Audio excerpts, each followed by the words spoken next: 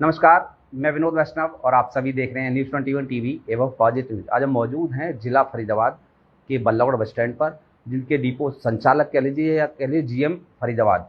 हमारे साथ लेखराज जी हैं और एचटीएस हैं, मतलब डिपार्टमेंट से सीधे सीधे हैं। इनसे हम जानेंगे कि सबसे पहला सवाल तो यह है कि धार्मिक स्थल जो बल्लभगढ़ के आसपास के क्षेत्र हरियाणा रोडवेज के माध्यम से अपने धार्मिक यात्रा करते थे, आज बस कहाँ कहाँ पर जाती हैं आज के समय में?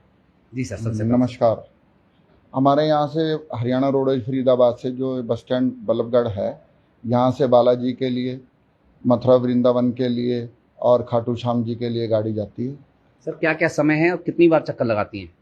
तो खाटू श्याम जी के लिए सुबह गाड़ी 9 बजे जाती है, यहाँ से एक बस जाती है रोजाना।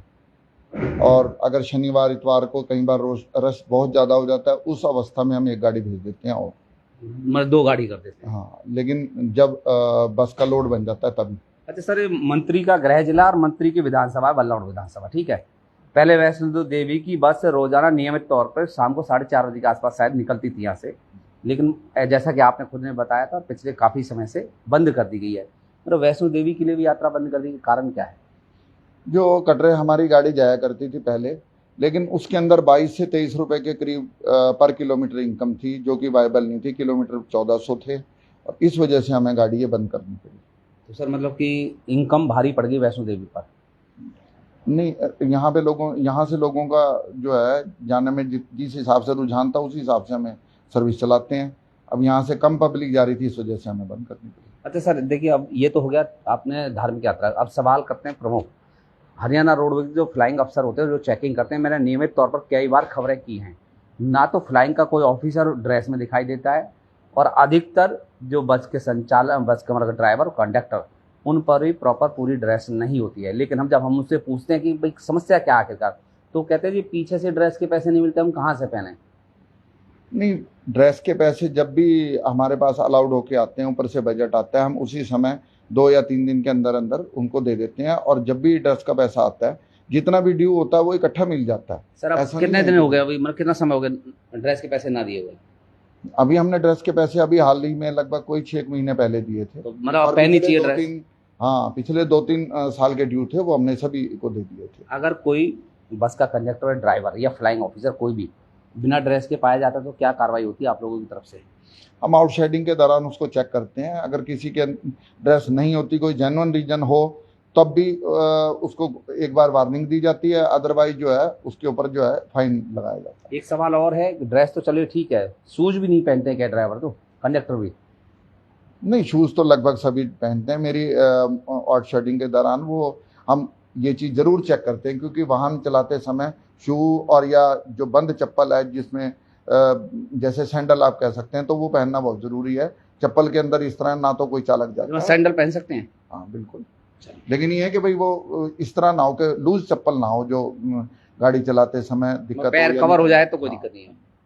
चलिए, अच्छा सर एक चीज़ ये हो गया, अगर मान लीजिए जैसे फ्लाइंग अफसर होते हैं, एक एवरेज में बता रहा हूँ कि मैंने अभी बीते 1 महीना हुआ होगा, मैंने अभी खबर की, मैंने उनसे पूछा सर आपने कितना फाइन इकट्ठा किया, तो उन्होंने कहा जी 500 का 1000 रुपये इतना आता है पूरे दिन में। और मैंने कहा फ्लाइंग अफसर कितने हैं, तो लगभग 5 या 6 बंदे थे शायद टोटल उस समय। तो मैंने कहा आप तो रेवेन्यू कुछ दे ही नहीं पा रहे, इसका मतलब सरकार को। तो इस पर क्या कहेंगे आप कि सभी यात्री टिकट लेके यात्रा करने लगे हैं या कोई और भी चीज़ हो सकती है? देखो, जब भी बस चेक होती है तो बस चेकिंग के दौरान अगर किसी का बिना टिकट है तभी उसका फाइन किया जाता है। अगर कोई सभी ने टिकट ले रखा है या जिनको गवर्नमेंट के द्वारा सुविधा दी गई है वही अपने कंसेशन पे कर रहे हैं, तो हम किसी से ज़बरदस्ती फाइन तो नहीं ले सकते।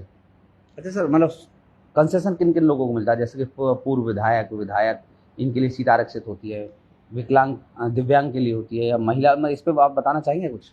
हाँ, जो जैसे हमारे पास ये प्लेयर हैं, उनको भी सुविधा मिलती है और वरिष्ठ नागरिकों को भी सुविधा मिलती है। अभी आप ही के माध्यम से हमने जो 65 से 60 वर्ष पुरुषों की है, वो आप ही के माध्यम से हमने लोगों को बताया भी था। और छात्राओं को फ्री है बस में, 0 बैलेंस पे उनका पास बनता है।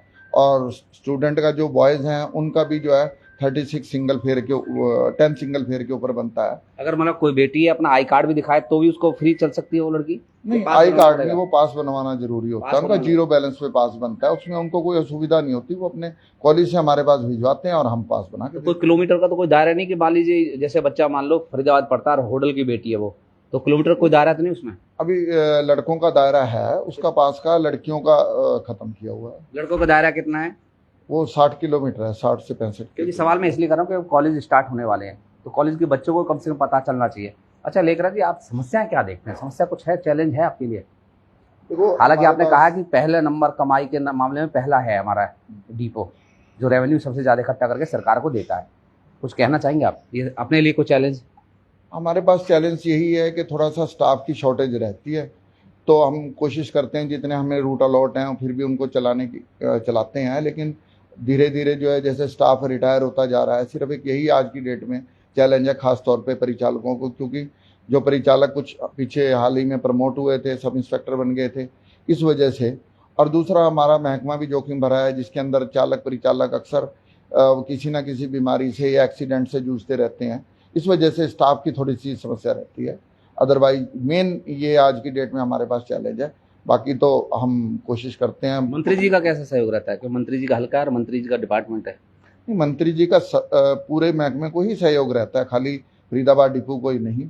अच्छी सूझबूझ से बढ़िया डिपार्टमेंट चलाया हुआ है। हाल ही में अभी नई बसें भी काफ़ी डली हैं, हमारी 3 जगह से बसें आ रही हैं, मिनी बसेस भी आ रही हैं कंपनी से डायरेक्ट, और इधर PRI एजेंसी है उससे हमने फुल्ली फैब्रिकेटेड बसेस ली है। अभी हमने हमारे जो बॉडी सेक्शन है HREC उसके अंदर से भी हमारी बसें बन रही हैं। बसों की आज की डेट में कोई कमी नहीं है। अच्छा लेकर जी, कुछ बसेज ऐसी भी खड़ी, कंडम कितनी बसेज खड़ी है, और दूसरा जो नई रोडवेज बस आई थी उसमें बीच में मीडिया ने काफ़ी चलाया भी था कि बसें खड़ी खड़ी ऐसी हो जाएंगी, चलाने वाला कोई नहीं। अभी भी है क्या नई बसें खड़ी हैं क्या कुछ आपके पास? नहीं, ऐसा नहीं है, सभी गाड़ियाँ ऑन रूट हैं। ऑन रूट है? हाँ जी बिल्कुल। चलिए आपने विस्तार से सुना GM लेखराज जी को, जो कि हरियाणा रोडवेज फरीदाबाद डिपो के हैं। उन्होंने सारी चीज़ें बताई। उन्होंने बताया कि समस्या क्या है, सिर्फ समस्या ये है कि स्टाफ की कमी का होना समस्या है एक तरीके से, बाकी सभी सही तरीके से चल रहा है। और बल्लावड़ जो डिपो है हरियाणा में नंबर 1 है रेवेन्यू इकट्ठा करने के मामले में। आप सीधे तौर पर जुड़ रहे हैं, धन्यवाद।